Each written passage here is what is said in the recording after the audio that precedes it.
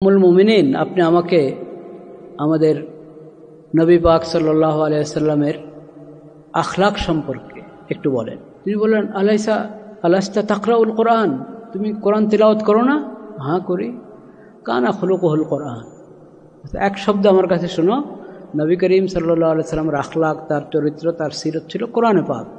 কোরআন করিম যা হেদায়েত দিয়েছে, কোরআন করিম আল্লাহর পক্ষ থেকে যা বার্তা এসেছে, যা বিধান এসেছে, ও সব কিছুর প্রায়োগিক রূপরেখা, সব কিছুর বাস্তব রূপ নবী করিম সাল্লাল্লাহু আলাইহি ওয়াসাল্লামের সিরতটা ছিল। এরপরে আবার বিশেষভাবে আল্লাহ রাব্বুল আলামিন সূরাতুল কলমের মধ্যে বলেছেন, ইন্নাকা লাআলা খুলুকিন আযীম।